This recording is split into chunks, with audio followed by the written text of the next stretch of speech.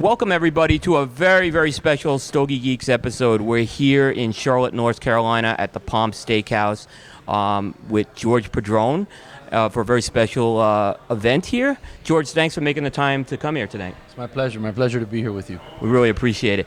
George, it's been a real exciting, you were here 2 years ago, and the last 2 years, there's just been a lot of excitement, I think, around Padrón with a lot of the things you've been doing, as well as just maintaining some of the best cigars out there.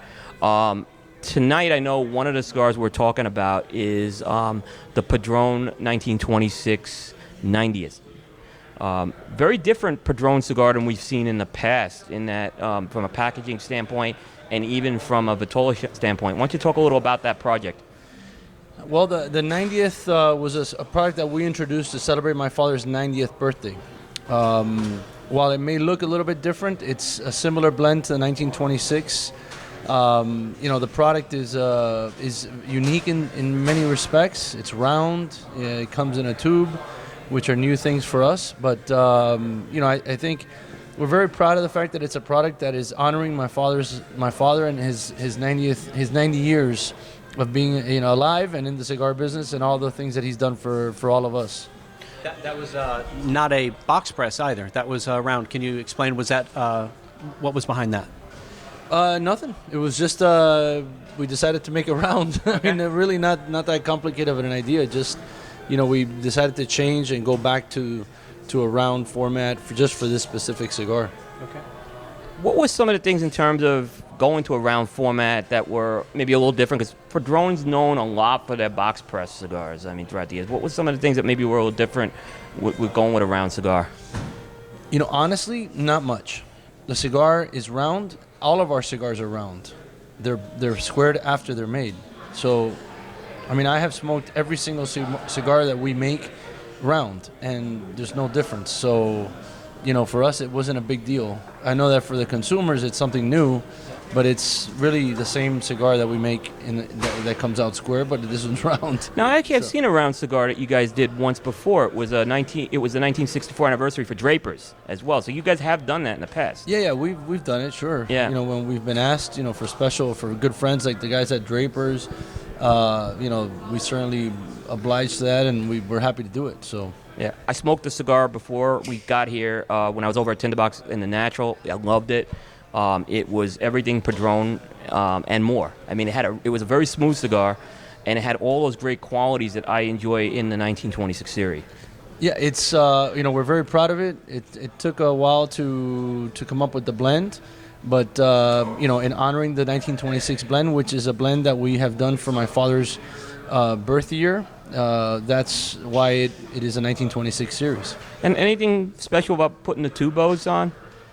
No, we didn't have a tubo in our line, and it was something that we felt would be nice to have. For many customers, they prefer tools, so that was really just the idea behind it. Appreciate the information on the round cigar. You've smoked them all round, so not a big deal for you. But there is something that is a little different. It's this cigar right here.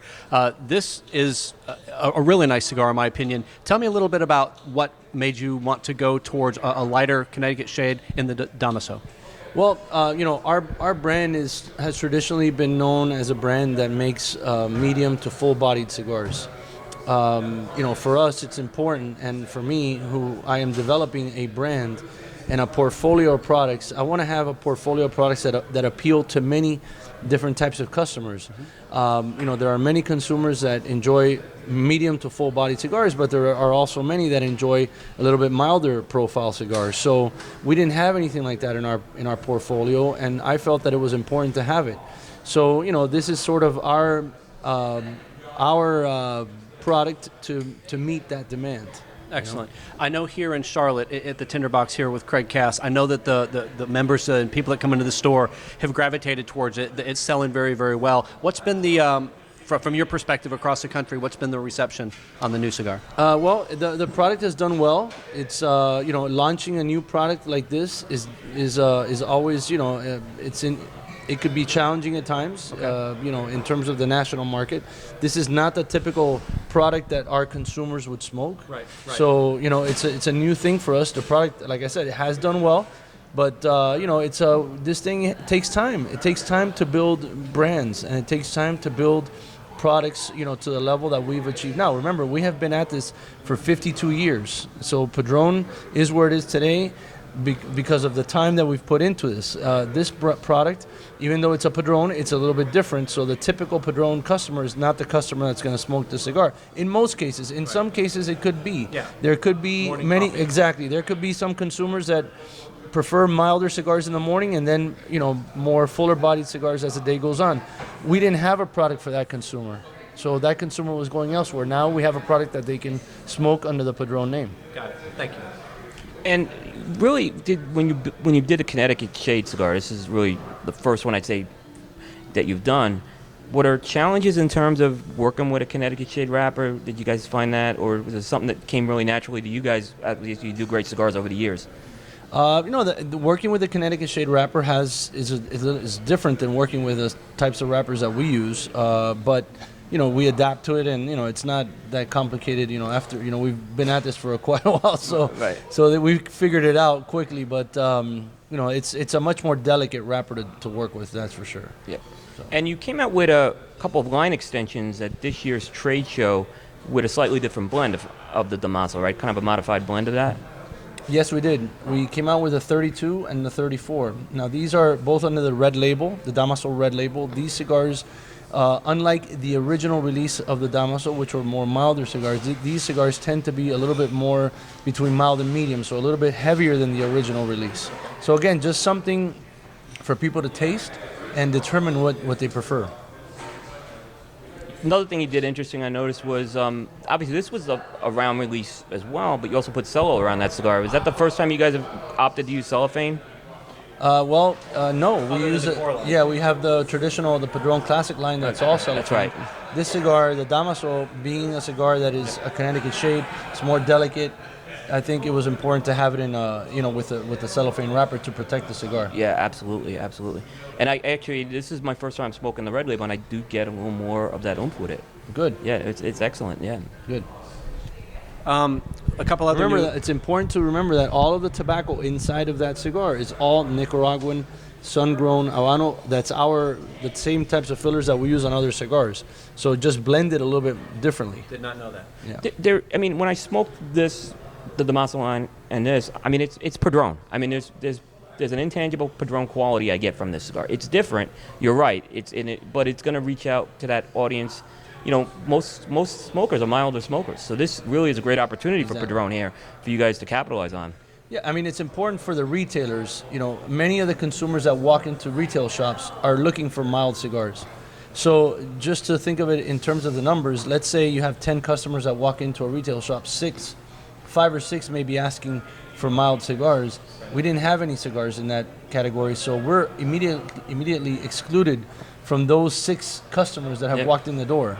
The retailer did not have a Padrón product to offer them in that category, so now we do. How about your dad? Is he happy with the project as well? It seems like you're very happy with it. My dad's always happy. My dad's always happy. He's got a lot of things to be grateful for, so he's a very positive man, and he's worked his ass off to get to where we are today, and he's got to be happy. When you think about 90 years old, that's a great milestone. 50 years as a company is 52 now. 52 now. 52 now. That's amazing. That's just an accomplishment in any industry. You guys should be really proud of. Obviously you are, but so that's great. A couple other cigars that have hit our shelves recently is a variation on your 64 blend, the Hermoso. Could you talk to us a little bit about that cigar as well? The Hermoso is part of the anniversary line. It's the same blend. It's just a shorter cigar. I think that in many cases there are consumers out there that prefer smaller cigars, especially now that winter is coming. People don't have as much time to smoke. This gives them a great cigar that they can smoke that doesn't require a lot of time, gives them a lot of flavor, and it still has the anniversary characteristics. Did you have a couple different sizes and shapes of the Hermoso that you tested before arriving? We tested many different sizes in that profile of cigar, and we finally settled on that one. So we're very happy with it. Same ring gauge as the 1926 number 9. Is that right? Okay. Yeah. Nice cigar. I smoked that quite a bit in the Maduro, And you're absolutely right. I walk the dog. It's a perfect cigar. Great. Absolutely. Thank you. And on the other side, with the 1926 line, earlier this year you released the 1926 number 48 TAA, which goes the opposite. It goes to I shouldn't say opposite. It's a bigger cigar, a 60 ring gauge in the 1926. Yeah, that was mostly just a special project that we did for the TAA members. As you know, we are part of the TAA, and Tinderbox is also a part of the TAA.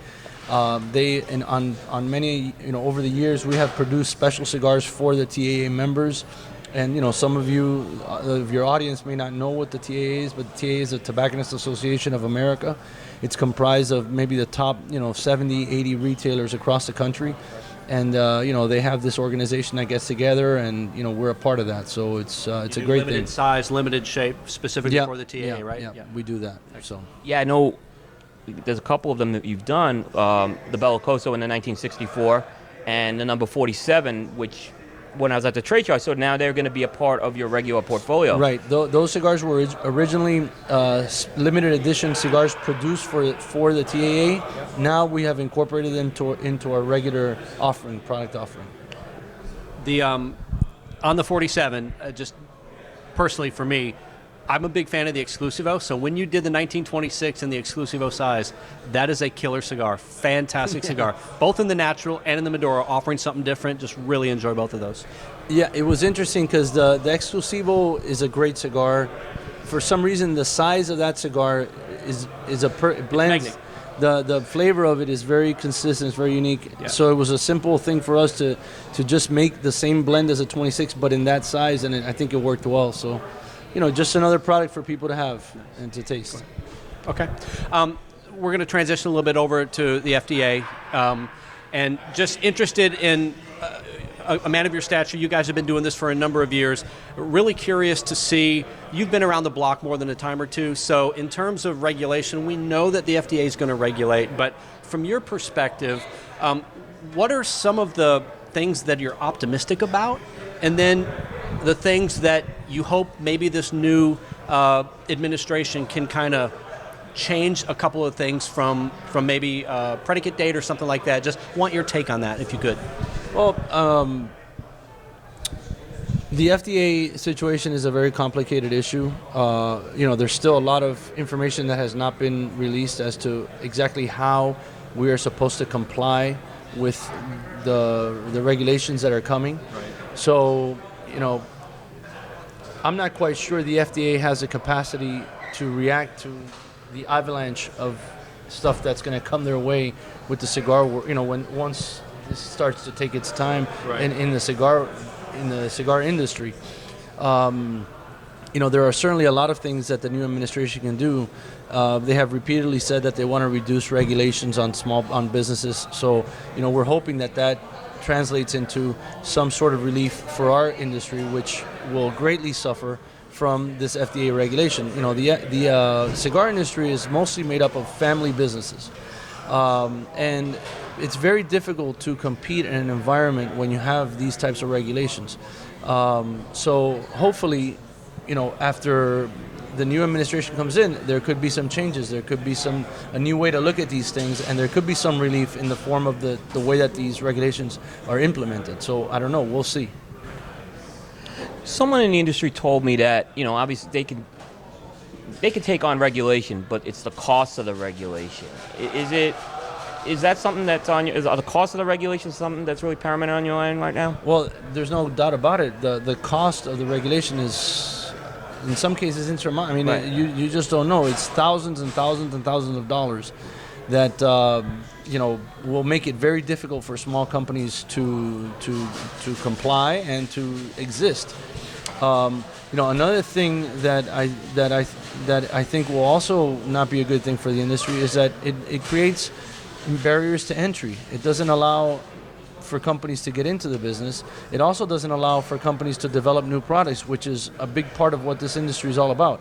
Our company in particular is not a company that introduces a lot of new products.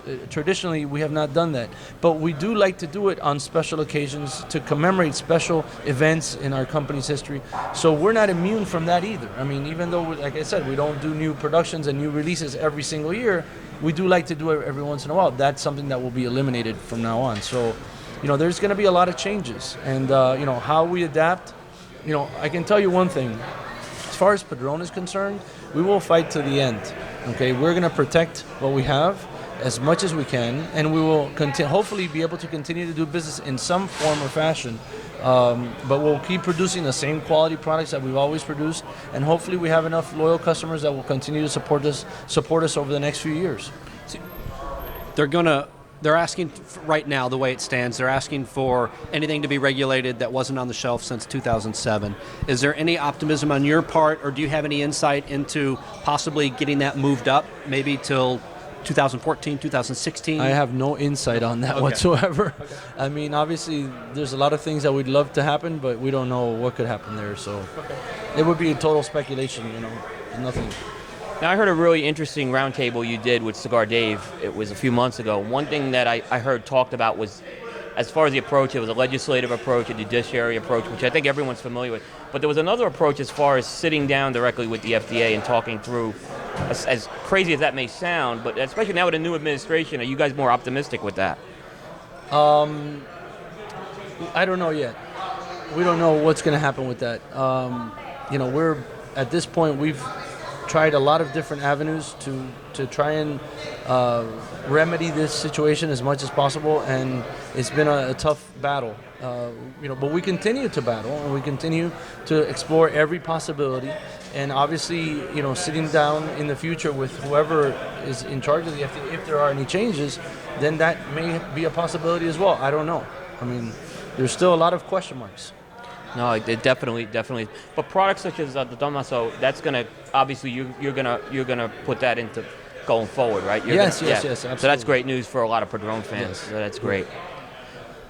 Want to turn a little bit to Cuba here. I actually had a chance to go to Cuba, and obviously it's something that's on a lot of the cigar industry's mind right now. Obviously there's been some events with the death of Castro. Some of the loosening of regulations. I just want to get some general thoughts with you on what you've seen happen over the past few months, and what you think about that. As far as I'm concerned, not much has changed in Cuba with respect to our business and our industry. There's still an embargo. It's still impossible to go and do any type of business with the Cuban government. So, the only thing that we can look forward to is what could happen. What may happen? They could lift the embargo.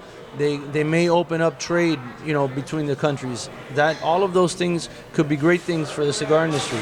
I, for one, and our family, we are not concerned with having Cuban products enter the U.S. market. We look at that as an opportunity for our products to compete on U.S. soil, with our distribution channels, with the way that we know this market, and the way that the consumers know our products, okay, which is very important. We have a lot of loyal customers that are accustomed to smoking quality cigars that are consistent, okay? So I'm very confident that if we continue to do what we do and just focus on our product first and foremost and focus on the quality, the rest will take care of itself. Now, having said that, it also having the ability to one day possibly go to Cuba and produce cigars in Cuba or have access to Cuban tobacco will also give our family a tremendous opportunity. There is also an opportunity. There is a tremendous opportunity. Many people may be afraid of cigars coming in. We're not afraid. We welcome that, and we also welcome the opportunity to go to Cuba and have access to Cuban tobacco and make cigars, under our supervision, under our specifications, handled by us with a Padrón name from Cuba. That I look forward to. That a lot of people will be excited about that, including myself. Yeah, absolutely. Yeah. That's a great. Now, we would never abandon what we have in Nicaragua. Okay, what we have is working and will continue to go on forever. Now, the other things that could happen, those are add-ons, things that we could add to our line, to our portfolio. Having a product from Cuba would be a tremendous add-on, addition to our lines of cigars. We'll see how this all plays out with FDA, with the embargo. I mean, there's a lot of things still left to be decided, but I mean, there's a lot of opportunity, possibly. That's awesome. I have a question that has nothing to do with Cuba. I'm just curious, on a personal level, so many cigars coming out of your factory. What is your top go-to, your number one, your number two cigar? What are you gravitating to on a daily basis? Imagine I have so many cigars that I can smoke. You know, on a daily basis is a different question than like on a special occasion, because during the day we're working, we're constantly on the move, so there's not a lot of time to sit down and smoke a certain type of cigar. Also depends on where I'm at. If I'm in Nicaragua, I'm testing and tasting a lot of cigars that maybe not be the standard products that we're putting out. But, I smoke only Padrón, and I love doing it. We have a lot of options, and, I would say I smoke a lot of 64s and Family Reserve. I mean, I stick to the more heavier cigars, but not very big cigars, more in, 50 ring gauge, 52. Those are the types of cigars that I smoke. No, yeah, I mean, so when you have a bunch of those 50th anniversaries, you don't go grabbing a few of those and just... Of course I do. Okay, I know I I'd would. be foolish not to. One of the greatest cigars ever made, by the way, both that Maduro and the natural. Thank you. Me and my partner, we argue in terms of he likes the natural, I like the Maduro, but we win either way is what we look at. Good. Yeah, absolutely. Good. As long as you're smoking a Padrón, we're happy. Yeah, no, exactly. Anything else? Nope. George, I want to thank you very much. I know it's going to be a busy night. We appreciate the time as always. Best of luck to you, right. and I look forward to seeing you soon again. Great. Thank you very much. Thank you, It's been guys. a pleasure. Okay. Thank you. Excellent. Thank you so much. Appreciate it.